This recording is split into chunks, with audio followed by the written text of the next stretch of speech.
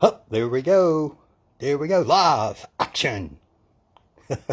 This is Mike, guys, from Mike's Magic Auto Detailing and Paint Enhancement here in Sharpsburg, Georgia.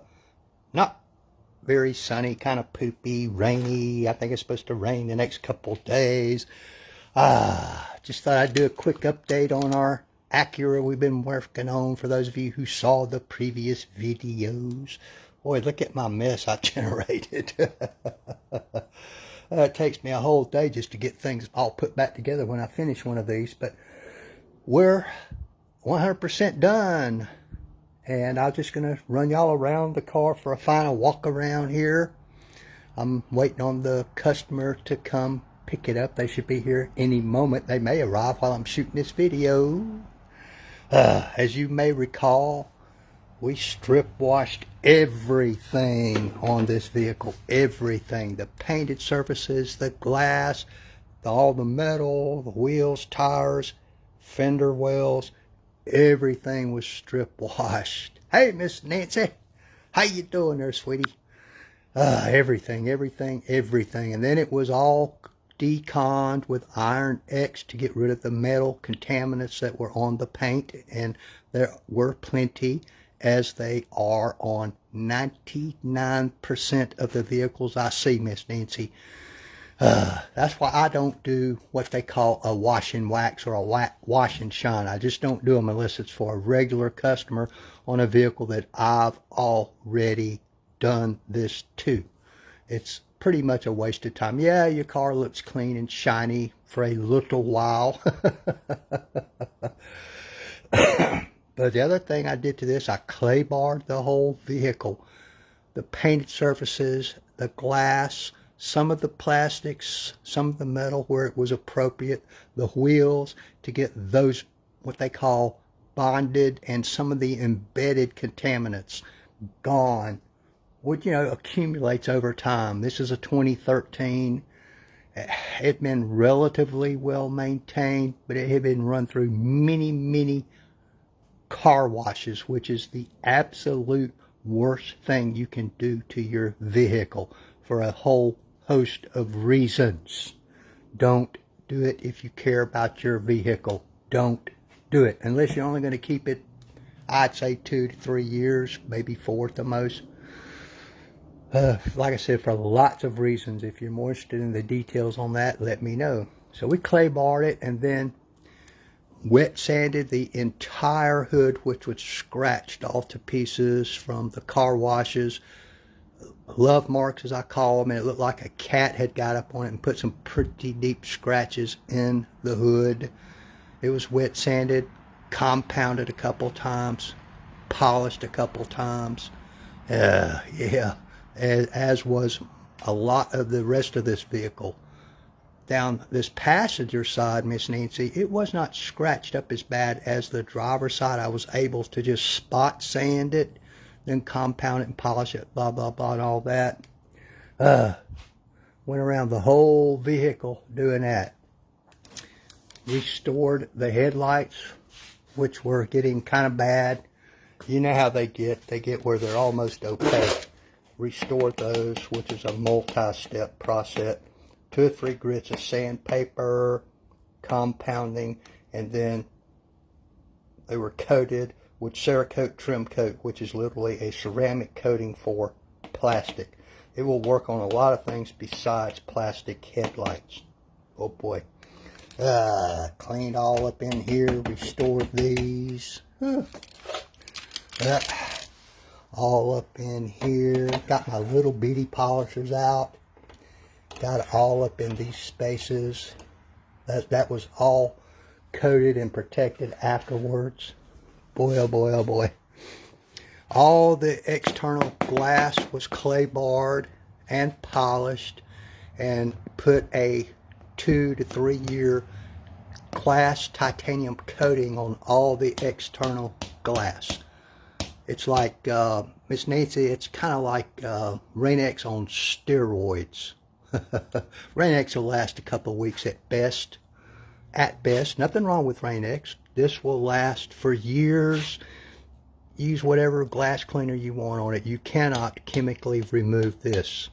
When it starts to go bad, if it does, it will have to be buffed off. Same thing for, put a titanium sealant, 8 months to a year sealant on the paint.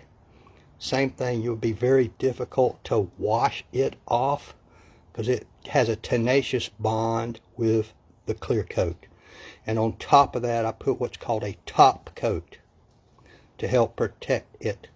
Typed up worksheet with maintenance instructions for this client so they know what to do, what not to do to maintain this vehicle, because they probably live too far away, Miss Nancy, for them to keep bringing it to me for maintenance.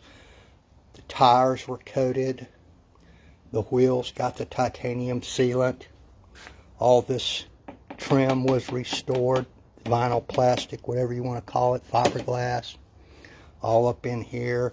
All these little badges, got what I call my nano polisher out, got in all these little nooks and crannies, and I tell you what, it's a pain. All up in those little letters there. Oh boy, I hate those things. There were some long, really deep scratches all the way down this whole side. Got rid of, I'd say 98, 99% of that. Restored it to almost new looking. Bear in mind, this is a 2013. It's a grocery getter, kid hauler, all that kind of stuff. Animals, everything. So, you know, all the wheels and tires are done. But I'm really happy with when it turned out. Spent a lot of time on what we call piano black on these pillar posts, which is usually very soft, thin, cheap paint. And like we say, Miss Nancy, us detailers, this stuff will scratch just because you're in the other room thinking about it.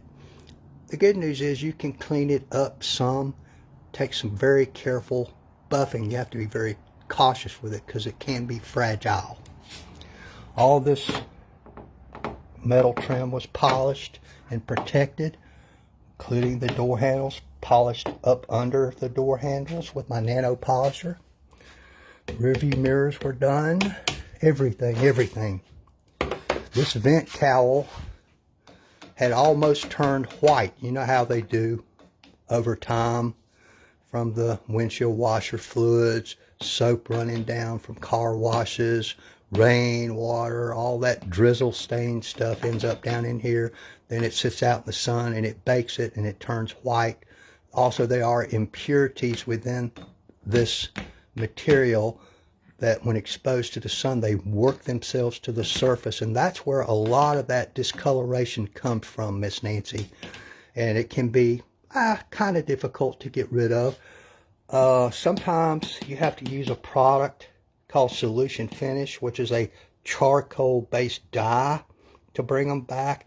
And sometimes you can just use what they call a trim restorer, which is more of a trim protector. The Solution Finish is the only true trim restorer on the market that I am aware of anywhere in the world. A lot of products say trim restorer, but they're not really. All they do is restore the shine and gloss and protect them. Which, if you're wondering which one you need to use on something like this or any other piece of vinyl or plastic on your car, however it looks when it's wet is what it will look like with this product on here. I did not use the Solution Finish on here. I did not need it. Kind of pricey. Like I say, these headlights, you could barely see through them. They were almost opaque. Multi-step process. There's vinyl plastic down there. All that was done. But I'm pretty happy with it.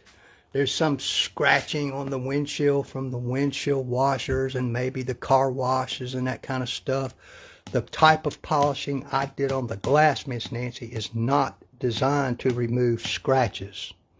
It is designed to remove contaminants, etchings, and that sort of thing in the glass. I got rid of all that But in order to remove these scratches, you have to do what's called substrate polishing. And it is a bitch. Takes forever to do that kind of, and you have to use a particular product, a special buffer, special pads, special interface pads, blah, blah, blah, blah, blah. And just to do this 1/2 of this windshield substrate polishing would take me probably 3-4 hours. In other words, probably an entire day just to do the windshield. Sometimes it's just not worth the money to pay somebody like me to do that. Many times it's cheaper just to have one of those companies come out and replace this windshield. I mean, who wants to spend hundreds of dollars restoring a windshield that you can get replaced and will be much better new than it would ever be from me polishing it? Because some of these scratches I am never going to polish out. And you have to be really careful with glass, even this tempered glass, when you're doing that, because you are generating a tremendous amount of heat from friction on this glass. And the windshield is actually 3 different layers. Glass on the outside, there's a kind of a plastic kind of substance in the middle, and another piece of glass on the inside. And when you start heating this, if you heat up that inner layer, you can be in trouble. You can really be in trouble. Hey, Miss Linda. So you have to be really careful when you're doing that to the windshield. It's very lengthy and tedious stuff, and generally I don't recommend it unless I'm doing like a classic car, like these old Camaros and Novas and that kind of stuff I've done, where they absolutely, if at all possible, want to keep the original glass from the factory. That is probably one of the few times it's worth the money that it costs to have somebody like me do that to that glass. But as you can see, the rest of this glass, the topical polishing as we call it, which is what I did, does pretty good. And it is essentially and realistically the only way to remove those contaminants that etch and bond to the glass over time. I call them drizzle stains. You know, it maybe looks relatively clean when it's dry, but when you get it wet, you know, they show up sometimes. I don't know if you ever noticed that phenomenon or not. But this method gets rid of all that relatively quickly. You're talking probably 5-10 minutes to polish this glass. You can do the math, how long it takes to go around the car. Of course, you have to clay bar them first, clean them. Then you have to alcohol prep them to put whatever kind of protection you want. As I said earlier, all this glass got the titanium 3-year glass coating on it, which now all they have to do most of the time is just wipe it off with a damp microfiber. They don't even need glass cleaner. Very rarely will they need glass cleaner if they do it on a relatively regular basis.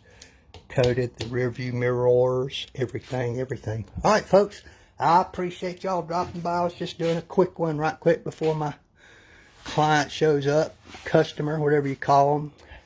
As you can see, like right there, that's a rock chip.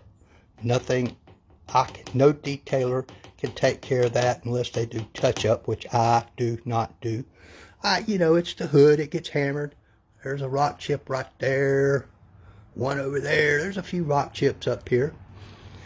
And there were some deep scratches from cats and car washes and everything on this hood. This hood took a long time. I think a full day of just wet sanding. There were stains from where the windshield washer fluid comes out.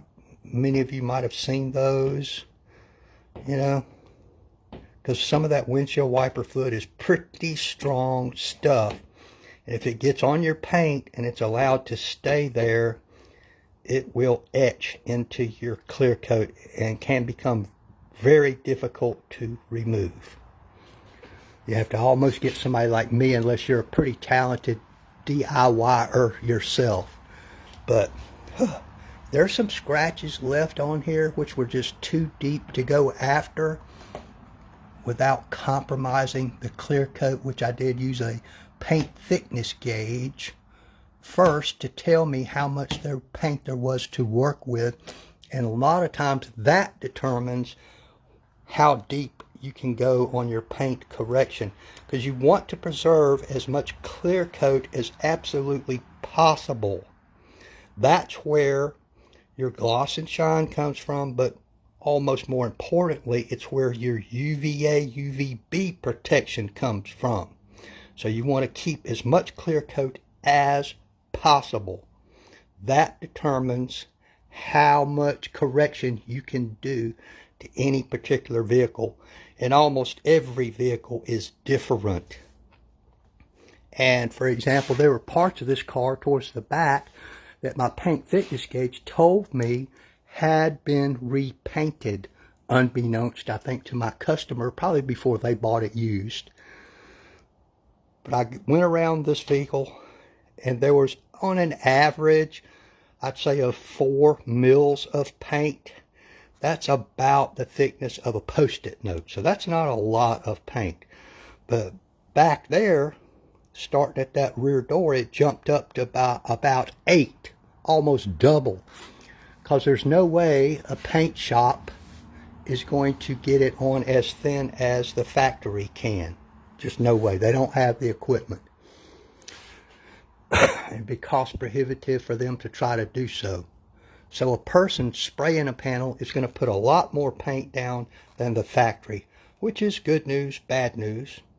Sometimes it takes a little bit of work to kind of blend it in, but whoever did the repaint on this one, it started at this door, did a very good job, I must say.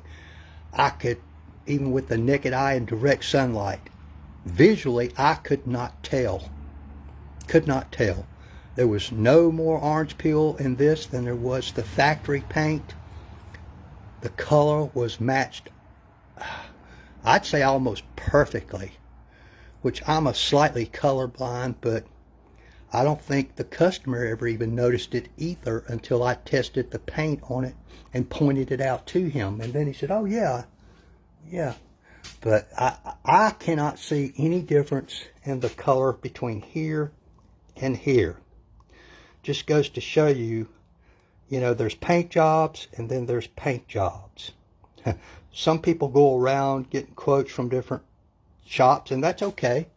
But, you know, you got to be careful. Sometimes you're comparing apples to oranges. For example, if somebody quoted me $3,000 to paint this entire vehicle, I would pretty much laugh at them. Because I know that a quality base coat and a quality clear coat for this vehicle in that quantity would cost, just the materials would cost at least that much. So what you're getting out of that is a Mako type paint job, which Mako, yeah, there's a place for Mako paint jobs. I don't mean to be overly critical of them. There's a place for Mako paint jobs, you know, but what you have to realize is that the quality of the workmanship and the quality of the paint is vastly different than some body shops. And if you're doing an insurance claim, what you're going to get is the cheap stuff, because the insurance company will only pay the body shops X amount of dollars to do a job, no matter what material they use. So they have to use whatever they can to still make a profit. And it's a volume thing doing insurance jobs. It's a good thing for the body shops. They can make a lot of money, but you just have to understand what you're getting.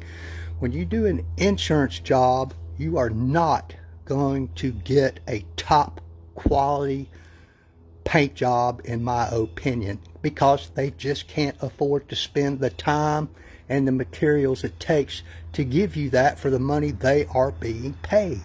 It just would not make sense for them, and I understand that, you know what? And for most people, you know, if it's a daily driver, hell, that's good enough. That's good enough. You know, I got a Mako paint job on my car. Hey, Miss Kimberly! Boy, it was on there when I bought it, but I'm about to have mine repainted and just the base coat for my car, just enough base coat paint for my Mustang, just the paint is going to cost me $1,000 just for the base coat. That's not even counting all the prep work they're going to have to do. Some of it's going to have to be taken down to the metal. Then it'll all have to be sanded and all that. And then you have the primer, which is expensive. Then the base coat goes on. And then on top of the base coat goes the clear coat. So you can see the dollars start adding up rather quickly. And then after that, you got the cut and buff, and then whatever level protection you want on top of it after all that, whether it be a wax, a sealant, a coating. Of course, mine, after they get the clear coat on there, I will go and get it because I can do the cut and buff and all the rest of it myself. Probably better than they can. Many body shops are notorious for not being able to finish down properly, as we say. They just don't have the time.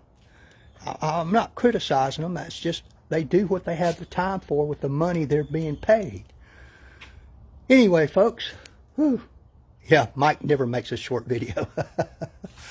But I am really, really, really very pleased with this. And this doesn't even have a coating on it. It's just got the sealant, which will last them a long time. That glass is like a mirror. Very, very, very shiny. A lot of gloss and shine here. I put the gloss meter on it and it was up into triple digits, which is very high, very high. I'm sure most of y'all, if I put the gloss meter on your vehicle, you might be lucky to be in the 70s or 80s. This one right now is like 111, to give you an idea. And the way I got there is from the wet sanding, the compounding, the polishing, and the protection. The goal is you got to get that clear coat, i.e. the paint, as flat as possible. That's where the shine comes in, because every little scratch, every irregularity in the paint affects the shine and gloss due to the nature of the way light refracts off of the surface. All those little scratches, they diffuse the way the light comes back at your eye, and that's what makes your paint look dull. Anyway, folks, okay. Or so I've been told. Anyway, I'm gonna get off of here now. I've got 3 or 4 people waiting in line, so I have to start calling them and see who wants to come, who still wants to come. Some of them may have changed their mind. I don't really care if they did, or they took it to somebody else. That's fine too. They'll eventually bring it back to me. That's all right. That's all right. Anyway, like, tag, share, follow, thumbs up, thumbs down, make a comment. They say all that stuff helps my algorithms. I'm not real sure what an algorithm is, and I don't care. I really don't care. But, hey, if it helps, why not? Okay, thank y'all. I appreciate you. Y'all have a great day. Happy New Year to everybody. Catch you next go around, folks. Bye-bye now.